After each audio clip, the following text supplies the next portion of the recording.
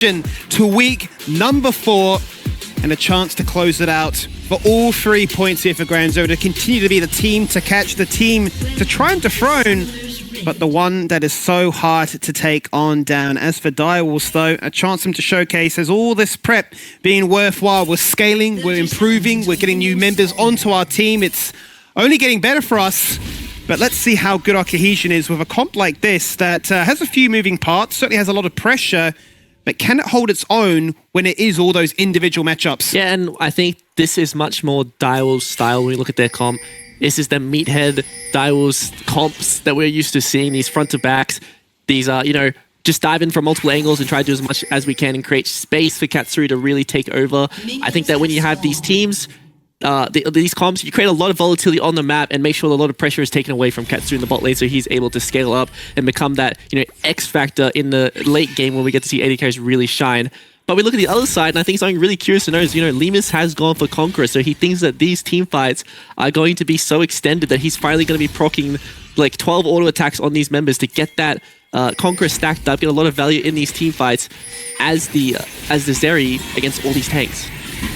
Absolutely. It's refreshing to see a different take on how to play a different champion, given that Zeri was so strong for so long. But speaking of, Mochi is just absolutely having it right now in a 1v1. Doesn't manage to guarantee the camp goes his way. Smite still up and available for Shern. He's just going to say, look, I'll leash the red buff for you. Nobody's coming to bail us out. Let's just keep the camera and the spotlight firmly on us. Yeah, I think that's a bit too much for Shernbai. Gonna go around and try to steal the golems away. Have to see if Mochi does read this though. I think it'd be very good for him if he can do that. He does have level 2, so he will win the 1v1. Takes the W second instead of the Baru, so he doesn't really have that threat onto Shern. Shern has Smite here though, so this will always go to him. And it most certainly will. So just a battle between who can clear only one side of the rift. We're not looking anywhere else. We're just not interested. So much so that our first blood has already happened. And what is one of those big skill check matchups. And one in which a Camille will take the TP as well as the Ignite instead of the Flash. But he does win out by a sliver. Yeah, and that's the ticking the box. You'd be like, okay, Camille's up, I'll play Camille. Okay, Camille's banned, I'll play the next best champ for my team, whether that's going to be, the Nasus or something completely random next time. I can't wait to see more from Tien as a player. Absolutely, and I think it's actually a little bit of a nice problem to have, right? When you're not forced to actually show too much of your champion pool and can really have the grand reveal. Apart from obviously the Nasus and Amumu shenanigans last night, but to save it all and wait for the playoffs to truly come on through. Now we watch the most hype moment here of Mochi dropping incredibly low in the jungle, but does eventually manage to take away that camp for himself, so he'll be a happy man in the end. I'm quite curious, though, about this mid lane matchup. You mentioned how nice it can be for Fido at the best of times, given you can reveal in that smoke bomb, but how does Chongi want to try and navigate this? Is it a case of just wait to level 6 for the kill threat? You kind of, as a Kali, you don't really have any lane pressure until your first recall. You kind of need 3 points in that queue to really be able to start clearing the waves and match the power that he has in the early game. But Fido always going to be winning these trades as he can push the wave, harass, sustain up with the fleet. If he does want to go for the Hex Drink on his first reset, he'll have no kill pressure onto him, but Katsuri might have some kill pressure onto him as he gets traded on in bot lane. That he certainly may do. He's already burnt the cleanse in a prior skirmish, and the Flash with the Caliber net also being burnt to cover great amounts of distance just to run away, because Kurak on this Leona... He's staying. He's different gravy, man. And as you say, Katsuri doesn't want to go back to base. The wave is in such a horrible spot that he feels compelled to be here.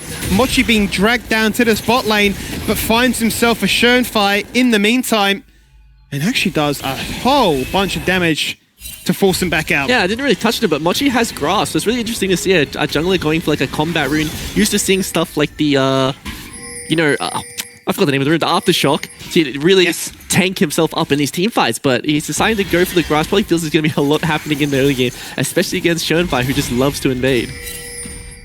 You would have been thinking, this is fantastic, right? If we meet at the level 1 mark in a trading and you're helping me clear up my camps, I'm just getting free Grasp Zax. I don't mind this whatsoever. As the vision toggle shows, they're going to be fully aware that Mochi has now finally left their side of the river and is going to be going back to clearing his side of the map. But for Mayfine, it doesn't really improve anytime soon, it would seem. He's still copping the poor end of these trades. And no doubt will be screaming, Mochi, please help me. But at the same time, Katsuri's like, I've got no summoners, help me more. Yeah, and we look at the wave state in top lane, this is really bad for Mayfine. Being close to the wall, having to use your Fury to push the wave could put him in a position where Tien finds another solo kill.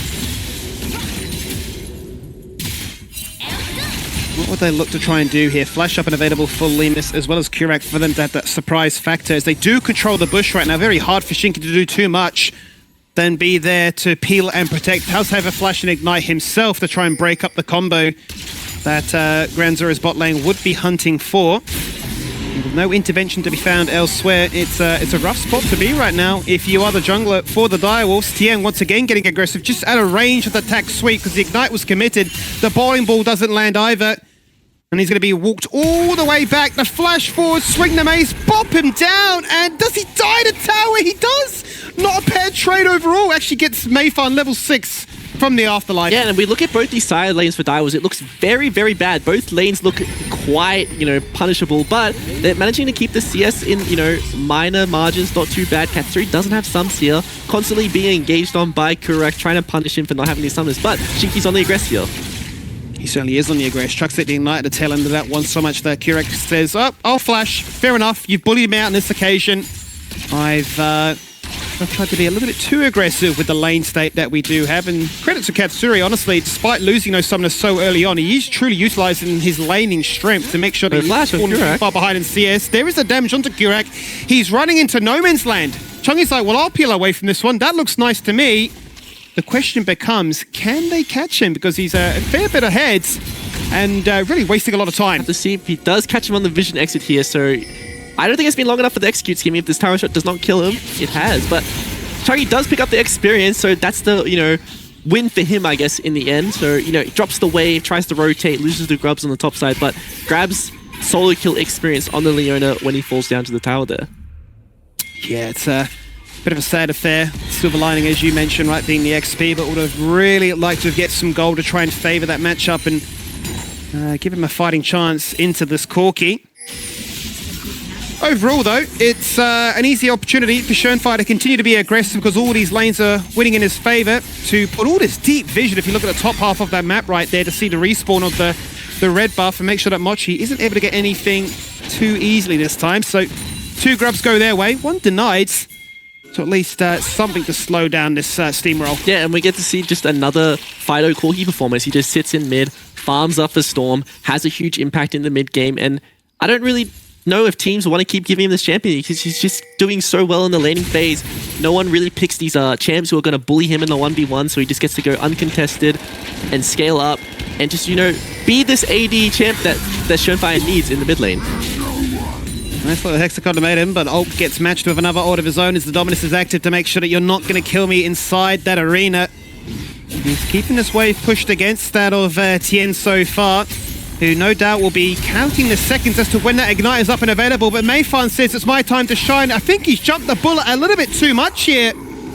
And if it wasn't for that kill there, no doubt Schoenfire would have picked him up as a straggler. Yeah, and then we see the head shake coming out of Tien. He knows he buffed the passive really well. Mayfarn flash with the Ruthless Predator onto him to try and get the one shot, but Tien delays the Q enough to get that one off after the stun land, so he gets the passive, gets the physical shield, and completely avoids the solo kill coming out of Mayfarn. Yeah, once again, showing that proficiency on a champion like Camille. Very hard to lock on down, and I suppose a big component as to why it got banned away in game 1, but it let it go through. He's TP'd straight back to lane, and he might just die again. The heal's there. The ignite has now come off cooldown, and you can just watch their 2 player cams, and it's just complete polar opposite reaction. He's too good at this champion, Skibby. I don't know what to say, but we just see the engage going on to Bolly here. Kurak doesn't have the flash duel. Will Mochi be able to kidnap him back into his team? Waiting for his moment to try and jump in. The Impale is being seized up. There it is. He's just going to stand on still. Kurak can't really go much further than that. Ace in the hole. Lemus just can't get there in time to try and block that damage coming on through. That's a bit of a good job, actually, of saying, where do you go, Lemus? Like, you're stuck here between traps and the ability to try and just walk into us. Yeah, Mochi's also done a good job to navigate this early pressure that Schoenfire is really laying on him in the early game. Managed to, keep the camp lead in, within a minor margin once again, and just, still have an impact on the map. Really nicely finds the kill there, but once again, we have to look to the top lane. This is a Triforce completed at 9 minutes, Skimmy, for this Camille, and it's just going to get worse and worse as time goes on. It's terrifying, absolutely terrifying just how good he is on this champion, how good he is at the role right now in so much hot form, and it just hasn't dropped ever since the last few weeks of Split 1, right? It's fantastic to see. And with the Cull being picked up there as well, also with Lemus too, I mean, not only are they winning, but they're just going to win so much harder in the next few minutes. Yeah, they always just, regardless if they win through their early game, just being the better laners, or, through a better comp or better macro, they always have good farm, and that's so important to just be strong regardless of the games that you put into. Always have, this backup scaling in the back pocket, always have multiple side laners if they need to, play from different avenues on the map. So it's really nice to see. I think Benvi is doing good drafts, making sure this team has multiple avenues to attack the game in case bad stuff happens. Certainly is that insurance policy to keep all their bases covered. Look at that damage onto Mayfine. How do you play? How do you honestly operate now? Well, maybe it's a case of just taking down Bambi. Sherndo baits them away, drops the vision line for just a second, and Tien says, watch this. That's not fair. They'll still be hunting, but I'm just OP. Yeah, that is just not fair, Skivvy. We see how much damage the the precision protocol does with that true damage proc, almost half health Mayfine at that point. He's gonna base. It's gonna keep getting worse as game time extends. You know how much damage this Camille does later on to the game. We've all experienced it, and I think I'm scared for Katsuri when Thien starts grouping up for these team fights. Yeah, no doubt be hunting down his old teammate from Chiefs many years ago, saying, wouldn't it be better if we were on the same side? But not going to be the luxury, unfortunately. Soon to cash in that coal, soon to be even scarier. And I mean, to say he's this strong this early on when it's a champion, you're talking about, 2 to 3 items spiking? Unbelievable. In the end, though, 5 Void Grubs go the way of Ground Zero. Fido Wouldn't put it past them because they just have so much map control. Fido is doing the great trek from mid to bot. Limis says, I'll protect you. Shinky says, not on my watch. Flash forward, hits the passive, hits the ult, but dies. The lightning crash is getting it done. Limis now looking to try and keep that passive up and active. TNT piece in, absolute destroys Katsuri on cue like you mentioned he would. And Chungy with the ignite ticking. He's trying to run away. Shot's coming back up. He has the flash. Does he decide to use it? He has to. He panics, but it doesn't matter. Attack sweep, surely. And there it is. 6-0. Who can stop him? I don't think anyone can, Skivvy. I think this is going to just keep growing and growing until it just becomes pretty much a nuke in the top lane. Tien is a one-man army right now for the Ground Zero side. He's going to base. I don't even know if he has enough gold to get his next item, but if he does, I'm so afraid for Direwolves. There's no way Bro can go back to base and just pick up a Ravenous Hydra right at the gates at only 13 minutes. It all starts off with Fido running away. Then everybody says, let's just hard force. Yeah, Fido looked like he was caught out of position, but he absolutely was. But, there's just not the follow-up for Direwolves yet. Mochi tries to follow up, but Limus doing a really good job on the, 2v1 down here with his team. And we get to see the power of Tien and Kurak, how much CC and how much damage they have when they are paired with each other. Yeah, it's just so annoying to deal with now, and you hate to write a game off, but it just feels so terrifying because we've seen this position time and time again, and nobody had found an answer to shut this champion down. Back to base he does go, and yeah, he doesn't get that Ravenous Hydra, so we can breathe Thank God, guys. a sigh of Thank relief God. for the meantime. But let's just check in with the overall gold. 7k to his name, Mayfan 4.5. Yeah, you would say there's a bit of a gap. Oh, just a little bit, but there is an engage carry onto mid lane and have to see if they can get the CC onto the right members. Yeah, they tried to go all in onto Kurak, really a straggler left behind by his team, and that's what they'll pick up. But even then, it took a bit of an age to get it, but they really need whatever they can find at this stage, because between the 5 Void Grubs, the split push tactics of not only the Camille, but also that of the Corki, the map pressure becomes even harder to try and wrestle back for the Wolfpack. Yeah, and it's not worse, Skimmy. They committed their, major engage tool in the Flash Impale onto a support. Limus is still catching mid waves. They're not getting any pressure on the turret. Tien is still getting prior on the weak side of the map, and on the other side of the map, we see Mayfan getting lower and lower from Fido, and this is probably a very easy dive for Schönfire. It's not even a dive, really, is it? It's literally a chuck at a skill shot, walk away, job done, and just smiles across the board. They go in for the dragon. It's to be taken by Mochi, already for an objective bounty, 14 minutes in, already down 7,000 gold. Fido TP's in and says, I want to get in on the celebrations. Limus is diving turrets, diving jungles, doesn't care where anybody is, and Chungy's like, just make it fair. Oh man, this game is an absolute blowout. Yeah, this is just, I would write this one off, Skimmy, and hopefully your insurance can cover the damages that Ground Zero is doing to Direwolves right now, because this is just going to keep getting worse and worse as the game extends. They have the scaling advantage, and they're probably going to find another kill to Katsuri right now. They certainly will. Unbelievable there. You're just thinking, oh yeah, it's just a merry 1v1. Along comes Kurak, guarantees the combo, says, there you go, Limus. Get what you deserve. Is actually going for the static shiv. And we'll have so much wave clear and all that on-demand burst. So, yeah, very hard to find a way back in for this game if you are Direwolves right now. Yes, you got a dragon. That's sole point. Forget about it at this point. I don't think the game goes anywhere near long enough to even consider it. Yeah, absolutely. And then if we look at the inventories right now, Skimmy, we see the 2 items completed by Tien, and you would think as Direwolves, okay, if we take down this Camille, we can finally, you know, fight them back. But then you look in the mid lane at Fido, he also has his own 2 items coming up on 16 minutes. So there's just so much strength for this roster already. Yeah, there is just too much strength. You take down one, it's a Hydra. They have multiple heads. It's just too hard to defeat right now. A raid boss would be selling it short. As they're going for the Impale, it's an airball. That's absolutely tragic. Across the wall goes Mochi. Not going to get put to sleep just yet, but may do in a second with the assistance of Ground Zero doing the damage to them. Everybody looking to try and burn on down low. Fido flanking from the side like he's Praetor, acting as an assassin. There's the zap, there's the Valkyrie, the turret. Forget about it. Double, not to be a triple. Tien wants to hit double digits, and they want to find that perfect ace. Where is safe, Skimmy? If not your towers, if not your base, where can you hide from this team of Ground Zero right now? Everywhere they go, everywhere they attack, it's completely one-sided. It is brutal. 12k lead at this point of the game is just unthinkable. And even in a winning position, you were safely correct. Oh, maybe, just maybe, you itemize towards that Warbug Snap. Always goes for that lock. It seems very comfortable with that one secured. And now that mid lane really is very barren. Yeah, it's absolutely very barren. As we do go into the replay, we get to see, you know, Kurak caught out of position in a sense, but his team has the collapse first. We get to see Schoenfire and Lima shot first and be like, come on, leave our boy alone. TP's coming through. It doesn't really matter when Tien's already on the rotation because he's priority in the side lane, and Katsuri cannot follow up with any damage going through because he has to respect how scary these side laners are from Ground Zero. It's just terrifying, right? They're losing in the side lanes, they're losing in the team fights, and it sounds obviously very, very negative, but it's very hard to figure our way out of this situation because you can get a shutdown, you can get a few, but I just don't see a world in which you can actually really ascertain that without some monumental throw from Ground Zero's side. Yeah, absolutely. And I'm kind of getting deja vu. You know, I've watched Ground Zero on the other side of a stomp like this, of this magnitude before, you know, overseas. So it's nice to see that they're the ones doing it themselves. They're finally coming in together as a team and being this absolute powerhouse.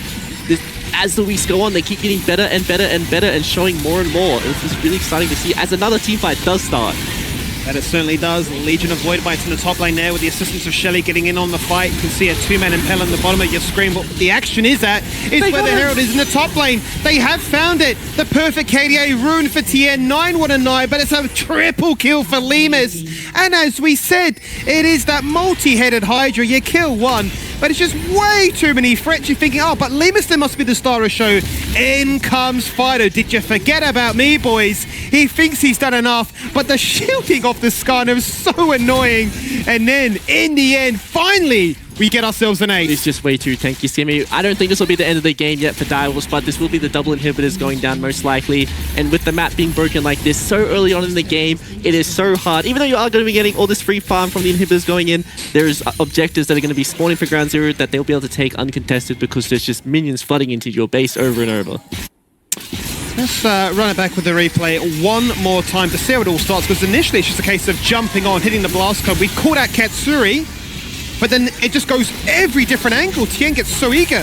Yeah, Tien thinks he's a bit stronger than he is, you know, tanks the entire team and unfortunately goes down. But once again, we mentioned, like, you cut off one of the Hydra heads. There's so many more. There's Lemus, there's Fido, there's Shern. They are all so strong right now in this game, and you have to take them all down if you want any chance of dealing with this roster right now.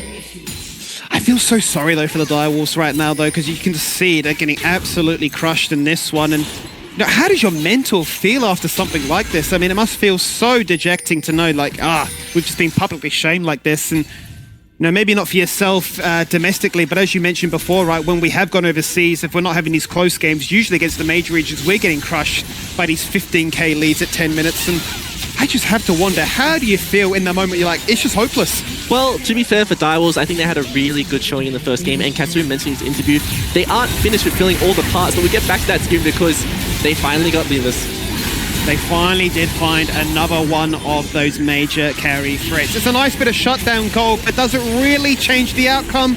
I don't really think so. Inside the fountain lays Mochi, waiting for his team to respawn around him. He's going to wait a long 20 seconds. And I don't think his base will still be standing by that point, unfortunately. 20 minutes on the dot. It won't be a new speed record, but boy, is that a fast way to close out Super Week. 19,000 gold, almost 1,000 gold lead per minute, Skinny. That's unbelievable. What a stomp coming from the Ground Zero side. But, you know, as I was saying earlier, there's still more to see from Direwolves. Katsuri mentioned all the pieces of the roster aren't put together, and we'll get to see that next week. So I'm excited what this, you know, dark horse of our league looks like going forward. Absolutely, and as you mentioned quite rightly, they looked very good in those first few minutes of game number 1, but coming into game number 2, it was just too